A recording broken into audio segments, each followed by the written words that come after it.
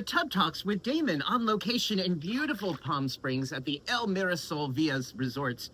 And I am here with incredible leader, activist, PrEP educator, Saul. Hi, Damon. The internationally known and celebrated Saul. It's great to be here with you. It's so great to be here.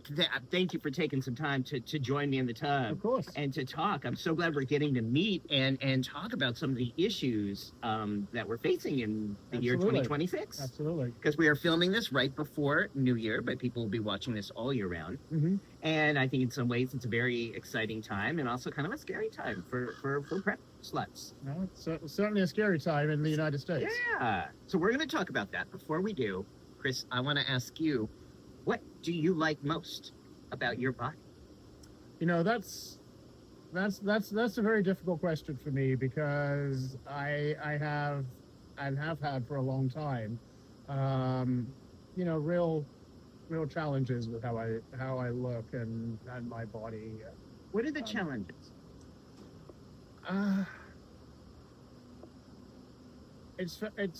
I mean, it's like people tell me all the time, you know, they tell me that I'm handsome and they tell me that I'm attractive, and I don't have a lot of difficulty, you know, finding people to have sex with.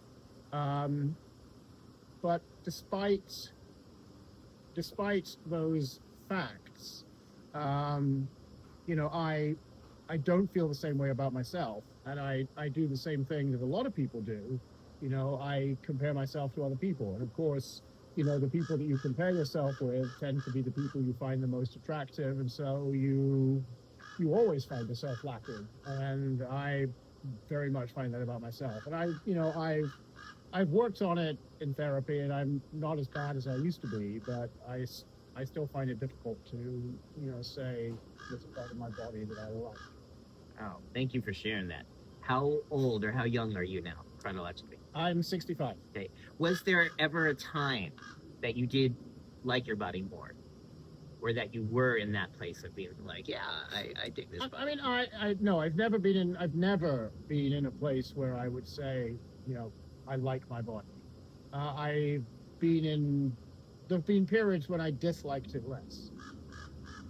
And when you compare yourself, who are you comparing yourself to? I mean, typically it's bigger guys and more muscular guys in the gym or, you know, on social media. Is there anyone in your life who tries to ever diminish you or tell you should look different? Is it coming from the outside, or this is inside the house? It's all in my head. Yeah. Yeah. How do you see that changing, or how would you like that to change? I mean, I would prefer if I felt better about myself. I mean, I think that could happen, you know, potentially that could happen two ways. It could happen, you know, through therapy and me having a more realistic view of myself. And I mean, you know, with techniques like cognitive behavioral therapy, I mean, I know what I'm thinking is irrational, and I know I'm, you know, accentuating the negative, and, you know, a lot of these sort of aspects that we think about. I just have great difficulty in changing my thoughts in this area. And I should say I have found CBT to be very helpful in other areas. It's just this particular one. I mean, obviously, the other way I could feel better about my body is if I physically changed my body. I think a lot of people find, particularly if they haven't got the mental part of it fixed as well, a lot of people find that, you know, they make themselves bigger, they make themselves leaner, whatever it might be, and they're still not happy with it. So it kind of, you have to do both, I think. At least that's the impression I get from, you know, what I read and when I talk to people. Right. That even when people achieve that goalpost physically, they haven't changed their thinking. They're still looking in the mirror and seeking something less than or deficient. Yeah, or you say something like, you know, I want to be 195 pounds, and you get to 195 pounds, and I really need to be 215. Yeah. And so, yeah. Do you know anyone who has been able to make the cognitive change to feel good about their body, independent of I know a couple of people who have, yes. How do they do it? I don't know exactly how they did it, but they certainly say they feel, I think in the case I'm thinking of, it was through therapy. Okay. And I know, these days sometimes therapy is people say therapy is the answer to everything, but in the right circumstances, it really can help. Well, it's a tool for quite a lot of things. And it's not like, okay, it doesn't cure everything, but it's sort of like going to the gym. There's a lot of things at the gym that can serve if you are intentional and use them and practice them in a repetitive way. That's true. Then they will help you in the short run and the long run. That is true. But they don't do it. They don't like cure everything for you. No, and I think when you're talking about therapy and how effective it can be, if you think about it in the context of PrEP as well, we come across a lot of people who are extremely anxious about HIV and about the risk of catching HIV one way or another, and frequently, a lot of that anxiety is really irrational and understandable, but irrational, and definitely something that I think people could benefit from therapy to help them reduce that anxiety. And we've seen people, online who in our group who really have been able to use therapy and feel better and have a more satisfying sex life as a result. Right. So the gift for me as a therapist is working with these different issues, working with people who have distorted body image. And when I say that, I mean, it doesn't matter what they look like. They just look in the mirror and see something bad. Yeah. Or body dysmorphia. Always not enough of this or too much of that.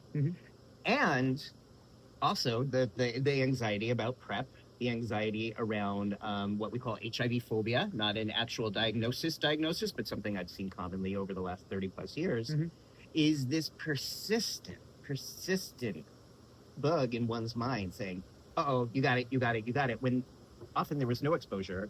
And with PrEP, we know there's pretty much zero risk. Right. But that little part of those wheels keep churning, going, da-dum, you're at risk, you did that. Right. And no, that's exactly right. And we see it, for example, people have sex and 2 weeks later they're like, oh, I've got a cough and I've got pains in my joints and I've got chills, and they're rushing off to get tested and everything. And if you stop and think about it, when you get close to somebody, when you have sex with somebody, it's much more likely that you would catch something like a cold or the flu from them, or COVID, or even COVID. Yes, yeah. And there's so many conditions that have the same set of symptoms. So it's you're jumping to say, oh, this must be HIV, when in reality, HIV is probably the least likely explanation of those symptoms. Right. But it's exactly HIV is not actually that transmittable, not as much as the common cold or flu or COVID. Absolutely, yeah. You got to work at HIV. I mean, there's got to be some effort involved. Yes. But even when people understand, because a lot of times people don't even know that, but once we explain the actual process of transmission, even then, for some folks, that doesn't lend itself to a sense of ease or comfort if they have that persistent story. No, that's right. I mean, personally, I found, when I understood, how HIV is transmitted and how it's, as you say, how it's relatively difficult to catch HIV. That's not to diminish anybody's experience, but it's nothing like as easy to catch as a cold, as you say. I found when I understood that, and when I understood, how PrEP works and how well PrEP works, that really helped me with the anxiety that I had previously. And so frequently when I'm talking online to people who are anxious, I sort of take them through part of that journey because it worked for me. It doesn't work, as you say, it doesn't work for everybody. And if you've been, super anxious about HIV and for a long time, then it can be harder to get rid of. And I know, before PrEP came along, when I had sex with people, I used condoms every single time, and there were a couple of occasions when, I didn't use condoms or somebody came in my mouth, and I was very nervous about that. I really was. So I can understand why people are nervous about it. But I mean, today, particularly with PrEP, it's a different world. It really is. Right. I often see that when someone's presenting with that anxiety and that rumination, it's almost always linked to a greater paradigm of something religious that has to do with prosecution, punishment, around pleasure. Okay, that's almost always that there is some other narrative attached to that. That if you are having fun, especially if you're a man having sex with a man and really, really loving it and really loving getting fucked, or even just being touched, you must inevitably experience punishment for that. Yeah, that does make sense. And you know, I think what you're touching on is sort of the general societal stigmas associated with sex, and that's exactly right, that people do feel that they've done something wrong.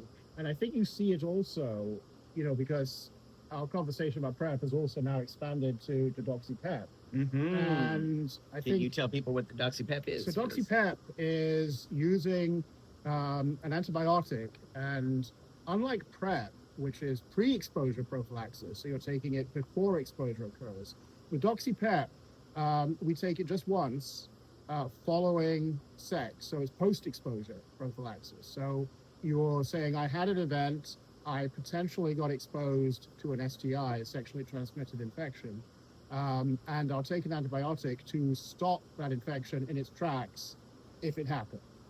And so usually that's doxycycline, usually it's 200 milligrams, which is in most cases, that's 2 tablets. And you take it just once between 24 and 72, within 72 hours after the event, and the sooner the better. So, I mean, what I usually say to people is when people say, when should I, if I want to use DoxyPEP, when should I do it? I say, well, at the end of the day, say to yourself, did I have sex today? It doesn't matter what kind of sex, it doesn't matter how much sex, did I have sex? And if you did, I'd take a dose of DoxyPEP. And it's not as effective as PrEP, but it's fairly effective against the top 3 STIs. So it's a great tool to add to our tool bag about having sex and enjoying sex and doing it without concern. Yeah. And I think, the point, we were talking about stigma, and I think the point I was sort of leading into is, you see people who are very concerned about catching an STI. And for most people, most of the time, particularly if they get tested regularly, an STI is going to get caught before it's very serious. Yeah. And in those cases, it can be treated, pretty easily in most cases. And I think, the thing that's interesting to me is, tens of thousands of people in the United States alone, die from the flu every year. And almost nobody dies from STIs. And yet people are very concerned. I might have caught an STI. And I was like, well, are you similarly concerned about whether you might have caught the flu? And of course they're not. And the reason why they're not is you can only catch an STI through sex. And so that says to people, it says to your doctor, I was having sex with somebody. And there's this just big stigma about having sex, and particularly, as you say, about having gay sex. And I think, if you could catch gonorrhea on the bus on the way to work, we wouldn't have the same stigma about it. Because there's no stigma about catching the flu, right, which you can catch on the bus, and which you can also catch through sex. But if you go and see the doctor and say, hey, I got flu, he's not going to say, well, you must have been fucking. Whereas, if you show up and say, I've got gonorrhea, then he's going to say, you must have been fucking. Right. And again, we saw that fairly recently with COVID, that there was not, it was so ubiquitous, it was so everywhere around the world, that there wasn't this dirty slut sort of stigma attached for the most part to people who were presenting and testing COVID. And I think we actually, in a way, we saw the opposite with Mpox, previously known as monkeypox. Yeah. That health authorities were so sensitive about not wanting to characterize it as an STI, and yet, at least among gay men, the way it was most commonly being transmitted was because you got close to people, we get together in bars and at dance events and people are shirtless or wearing even less, great way to have body contact. And of course, we're not usually wearing much when we have sex either. So far as gay men were concerned, who were the main people getting mpox, it really was an STI, and it could have been treated more aggressively in that way. But I think health authorities were just concerned about the stigma we've been talking about that might have actually made people less likely to come forward to get vaccinated. Yeah, so they normalized it right off the bat, Right. with mpox. Yes. At least in the major cities where mpox was taking hold, San Francisco, Palm Springs, New York, we had health departments who right away were on, proactive and said, this is something we want you to do, especially if you're sexually active. In New York, it was sort of, there was this joke about, you had to be a slut or say you were a slut to get the vaccine because it was such a short supply. Yep. That they were actually rewarding the sluts. The sense I get is that in the major cities, like you're saying about like San Francisco and New York and I'm sure some other major cities, they did take that sort of approach. But I think more generally, they didn't. Yeah. And that's very good. Yeah. In retrospect. I mean, we are, fortunately, that huge curve in 2022, that rising thing that was looking pretty catastrophic for mpox did not get worse. Yes. And that was largely in part because gay, bisexual, queer men stood up and said, let's do this. Let's take responsibility. Right. Let's stop this. It was very dramatic, actually, to be there. And because I remember I had one shot in San Francisco and it was getting difficult to get the second shot. And then somebody posted on Facebook that the hospital, had supplies and just gay men just descended on the place. Yeah. And, we were there, my partner and I, and we were standing in line with all of our friends were there. Yeah. But it did work. I mean, as you say, we got people vaccinated and we largely stopped it in its tracks. And it looks like it's coming back a little bit now. And so people who haven't been vaccinated for mpox definitely, get out there and get vaccinated. Yeah, we're seeing numbers go up again in New York. And the message again, get those vaccinations. Absolutely. They really, and because you don't want this. I've had guests on this Tub Talk show who have described it as shards of glass in your ass. Yes, I have a friend who caught it in that manner, and yes, it was his description of it was not pleasant. So you, as you mentioned, use Facebook as a medium every single day to help people in the world understand the facts, the data, the science, the information that's available to us about how PrEP can help us protect from HIV and doxycycline can help protect from STIs. Yes. So I started the PrEP Facts group almost 13 years ago with the hope that this online community could be a conduit of communication, education, and support. Yep.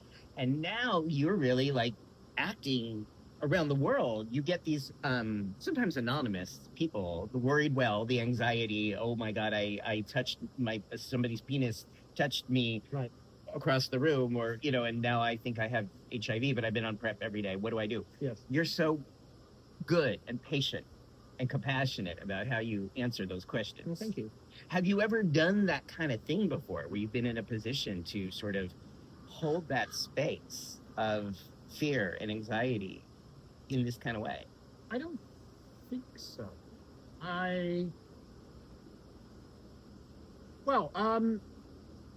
Not the same sort of thing. I mean, I in my work, I used to have a role where I and other members of the team were sort of the last resort where people came to when they had questions about our products or it wasn't working or anything like that.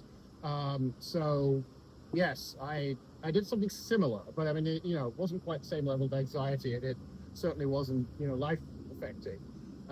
So I guess I've done that, but apart from that, I can't really think of it. It's interesting. There are interesting parallels, though. But in that previous job, sometimes people would come along and they would ask a question, and it was going to be a lot of effort to answer. And I would just ask, why are you asking this question? Why does this matter to you? And that would usually get into the real reason why they were asking the question. And sometimes I think we see that with PrEP as well, that people come along with, a plan that they plan to go through. And, you would say, well, why are you doing that? Particularly if they're already on PrEP. I think an example of that, and you've commented on this as well, an example of that is, people who are obsessive about going and asking potential sexual partners, whether they're on PrEP, what proof they've got, when they were last tested, and all those sort of things. And, when you stop and think about it, the person who's answering those questions, might not know the answer. If you ask somebody, what's your HIV status? Sadly, a lot of people who have HIV don't know they have HIV. Right. So, they may not be able to answer truthfully. You may be hot and they want to have sex with you and they're horny, so they might lie to you. Their status might have changed since they were last tested. They might show you a prescription, but firstly, it's pretty easy to change them, and there's potentially a big motivation to do so. And secondly, just because they've got a prescription, you don't know if they're actually taking the drug. But the more fundamental point, to me anyway, is, if you're on PrEP, you don't need to ask those questions because PrEP protects you, and it doesn't matter whether the other person is HIV positive or whatever. The important thing is that you take PrEP, and remember that PrEP protects the people who take it. So if somebody else tells you that they're selling PrEP, that doesn't protect you because you don't know that they're taking PrEP, and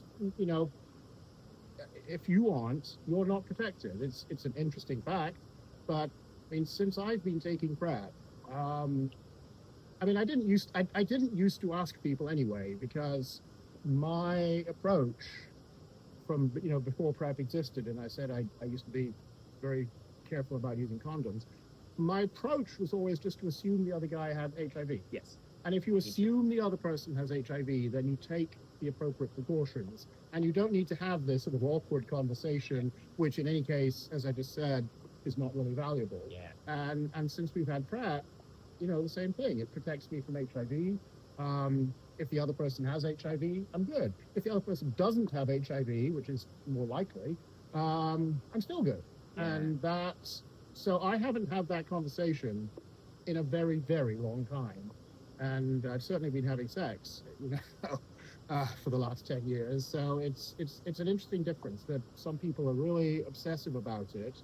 And I just really don't see the purpose. Yeah. I don't either. I feel exactly the same way. And I know some people disagree, and that's all right. But I've been bottoming since 1989.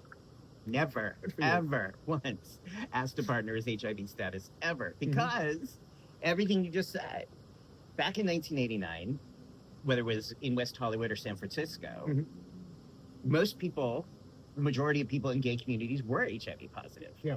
And we didn't have sufficient testing. If you went in to get tested, they say, well, this test is only going to tell you what happened 6 months ago. Right. So we didn't even have a way to really know. So my thinking was like, okay, either you don't have sex or you just do have sex, assuming everyone is carrying HIV/AIDS, and then work around that. So that was always my go-to. It's like, okay, so back then what that meant was bottoming with condoms, which were not always the most fun, but it was just sort of the routine.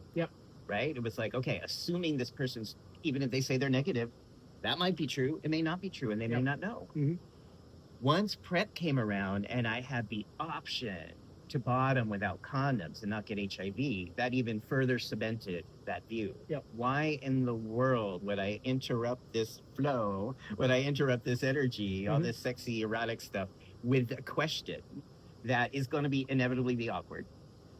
For some people, again, they don't know. For some states, it's still a crime to be HIV positive. So it's really not even fair, I think, to ask this question when we live in a country where you could still be put in prison, like Robert Suttle, for being HIV positive. And it just makes no sense to me. Why would we do that? And why would we divert our responsibility and our sexual health to another person? Absolutely. We should all take responsibility for our own health. And, and that means things like PrEP. It potentially means things like DoxyPEP where it's available. It Right. means getting vaccinated, for Mpox, as we were saying, and for HPV, and for hepatitis A and B, maybe meningitis as well. Yeah, So I mean, I've got that one too. it means Yeah. it means doing everything you can to protect yourself. Right. So with 2026 starting, or for people watching this, 2026 is just starting. Yeah. That to me is exciting. That's the exciting part of all this, because we do have these tools Mhm. for everyone to say, here's the ways that I want to be responsible and proactive about my pleasure, about my empowerment. And we should say that we're getting more and more different ways of getting PrEP as well. I Right. mean, it's no longer, a pill you take every day. You can use on-demand PrEP, and now we have a couple of injections that you can have every couple of months or every 6 months. Yeah. So there's a lot of options for people, and sometimes we see people who tell us that they've tried taking Truvada or they've tried taking Descovy, and they have bad reactions to it. And previously that might have meant they couldn't be on PrEP at all. And now we have more options. They use different drugs. Your body is probably going to react differently to different drugs. So it's a great time. Yeah. What do you see? What concerns you about this coming year? What are the concerns or trepidations you have about sexual health in this country? Well, I think, in the United States, the thing that concerns, firstly, not new. We have the inequality around the country, and particularly things like racial inequality, which means that some groups have much better access to PrEP than others do. We know that you can get PrEP today at no cost under the Affordable Care Act, but if we don't renew the subsidies, a lot of people may no longer be able to afford ACA coverage. There's certainly a risk, I think, that the Preventative Services Task Force, under the influence of RFK Jr., might change its guidance with respect to PrEP, and so it might no longer be available at no cost. So I think access and cost are certainly two big concerns that I, continue to have. Yeah. How do you see this playing out, or how do you see our role in helping people during this time? Well, I think, we can certainly continue to advocate that people should be on PrEP. We can help people, if the need arises, we can help people, start to take action, start to communicate with legislators about this concern. We can help people understand other resources that may be available. So pharmacies or organizations that bring PrEP to events. Those are probably several of the things I think we can do. Yeah, I It's appreciate challenging. It's really difficult. Yeah, it is. Where are you from originally? I hear an accent. I'm English. Okay. I came to this country 35 years ago, so I've lived here for a long time. Always in California? Always in California. I first lived in San Jose, Okay. then San Francisco. When were you in San Fran? I was in San Francisco from 2013 to 2022. Okay. We were not, We didn't our quite paths did not overlap. cross. Yeah. And What brought you to California from, were you in the UK or? I was in the UK. I was Okay. working in the UK.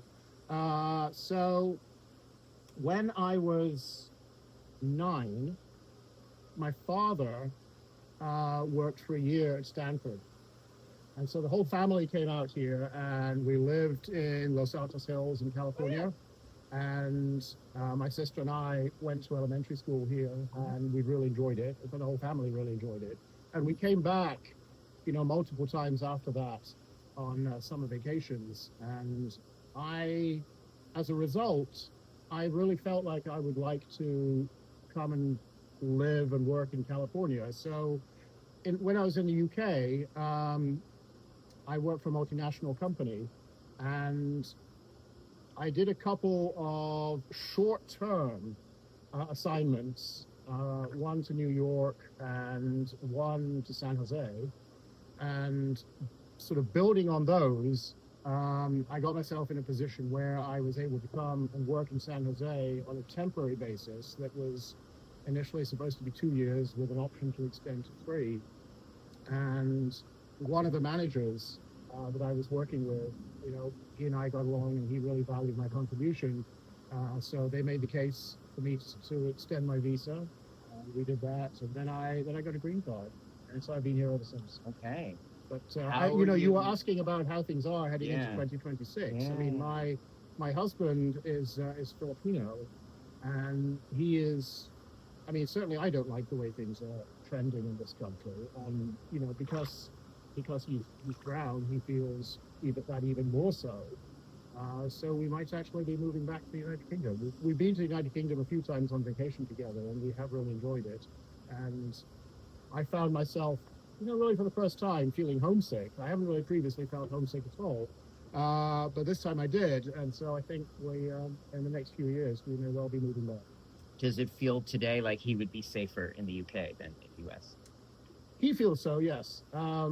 He definitely has talked about how, when we were walking on the streets of London and when we were walking in Manchester, 2 big cities in the UK, he did feel safer than he does here now.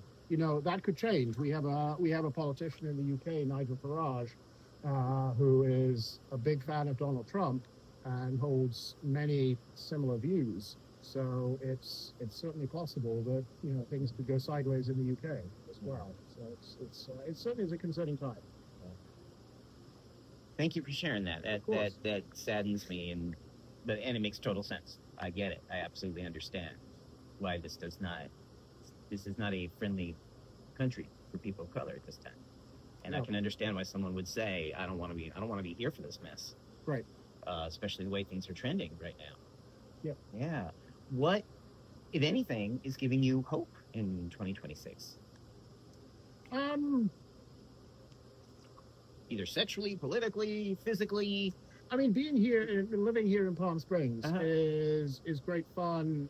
As you say, sexually, because we have made a lot of friends, and there are lots and lots of parties here, and we have a good time at those parties. So that is certainly very enjoyable, and the climate here, of course, really encourages that. For most of the year, it's very, very pleasant here, and that is nice. And how do you get through the summers? Well, the summer is really difficult. Being British, I am not used to the sort of temperatures that we get here in Palm Springs. And to give people an idea, on the hottest days in the summer here, it can be between 110 and 120 Fahrenheit. Now it's gone up a little bit, right? It has gone up a little bit. It has become warmer. And that's a big number Celsius. Yeah. You spend all your time indoors, and you go out and you drive someplace in an air-conditioned car, and you walk from an air-conditioned home to an air-conditioned car to an air-conditioned restaurant, coffee shop, gym, whatever it may be. It's a bit limiting, and that's I think is the down. To me, that is the biggest downside of Palm Springs, is that 3 months or so in the summer just feels endless. Yeah. I mean, the other 9 months, which is what we're enjoying right now, is very, very pleasant here. It really is. But that 3 months really does feel like a long time. It is. The humidity, as I recall, is just what also made it intense. Well, no, that's interesting you say that, because before I came here, I had thought, and I again, for work, I used to go to Tucson all the time, and people in Tucson always talk about how it's a dry heat. And sometimes it's a dry heat here as well, but quite frequently, as you say, sort of unexpectedly, it can be quite humid, which I did not expect at all. I really didn't. I thought going to the desert, it's going to be dry, but it isn't always. So for 2026, the hopes are being here in Palm Springs, maybe thinking about a move. Yes, I mean, during the year, we're certainly going to be working on sort of solidifying plans for how we might make that change. It probably won't happen in 2026, but we'll be working on it for sure. Yeah. 1 year from now, how do you want to feel about your body? I'm bringing it back. Do you see I'm doing a little loop here? You're very mean, Damon. You're very mean. I'm terrible, Muriel. How do you want to feel about your body a year from now? I'd like to feel better about it, of course. Meaning what? I'd like to feel happier about the way I look, and that primarily means sort of musculature. I mean, all my life I've sort of admired big muscular guys, and I'm I think it's a little late in life to expect to be a big muscular guy, but I'd like to be a bigger person than I am today. Now, you said the evidence. We're just going purely with evidence. The evidence would demonstrate that from the outside, the external, that there are a lot of gentlemen who look at your body and go, ooh, I want to look like him. I want to be under him. I want to be over him. I want to get into him. There's a lot of objective evidence that would suggest that you are an object of physical desire for many, many people. Am I right or wrong? I mean, I don't want to read the comments on this video, but I'm talking just objective. Not everybody. Not everybody. Not every human, but objectively. Objectively, that is true. Okay. Yes. At what point then do you give yourself the ability to say, I like my look. I know some people like it, some other guys like it, some don't. That's fine. When do you let yourself just be in that place? I don't know when that happens. I hope it happens sometime soon. As I said, I have previously been in circumstances when I didn't feel as bad about my body. So that's probably what I hope for, is not feeling as bad about my body.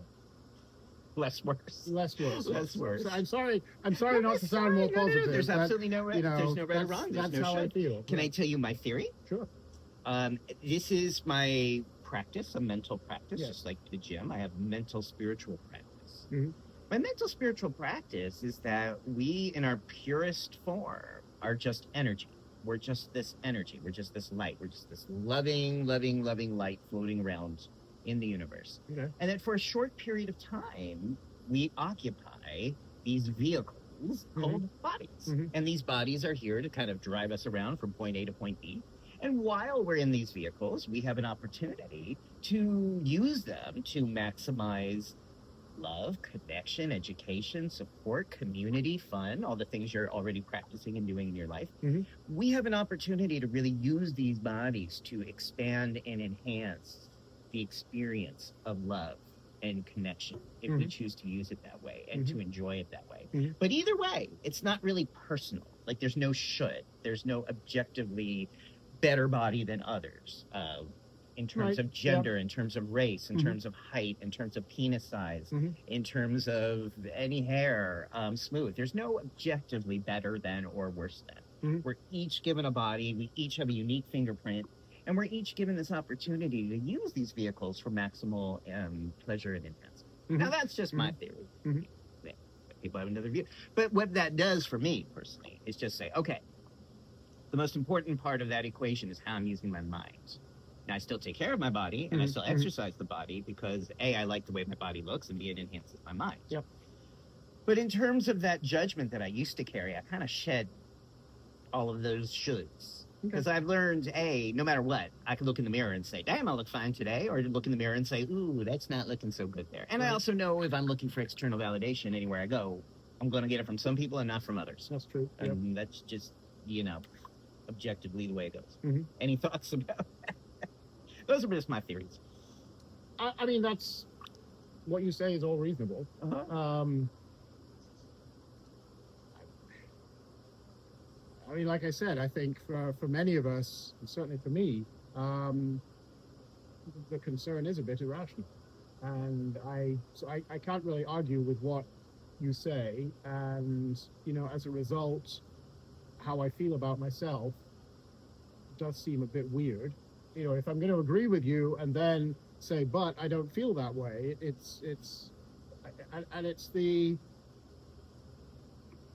it creates a sort of conflict in my head, because I can see both those points of view. And in a way, it sometimes makes me feel worse about myself, because I'm like, I can see that, people like you and others have said the same sort of thing. I can see that they're right, and yet I can't see that about myself. And so, that sometimes makes me criticize myself some more. So then you have criticism about the criticism. Yes. And you create a layer of feeling bad about feeling bad. Yes, Okay. exactly. Yes. So thank you for sharing that. And I really hope that conflict or that dissonance Dissonance, that was the word I was looking for. leads you to a place of going a little further and Thank you. seeing if there's anywhere where that can take you. Yeah. That might be a place of stillness and peace, because I think you deserve that. I really That's very think, kind. you know, just in the time I've known you online and now the time I'm getting to know you, you have such a magnificent peace about you. And I know how much you give to the people around you in this community and in the global community. Thank So you. I hope you have some of that peace in this new year. Thank you, Damon. Thank you. Is there anything I haven't asked you? God, I'm getting that. Speaking of the body, my body's getting something. I'm all in the shade. Anything So. I haven't asked you that you want the people to know, or you want people to learn, or is there any way for people to follow you during the year if they want to see what you're up to and what you're thinking about? Well, I mean, people could follow me on Facebook or Instagram. I'm Chris Saul, Saul. On Instagram, I'm Chris Saul X, as I remember. Yeah, pretty sure I am. Yeah. So yeah, you can follow me those places. I don't post all that much to Instagram. I post, as you know, fairly frequently to Facebook. That's probably because I'm old. And so we still post to Facebook. And if you like this conversation, subscribe.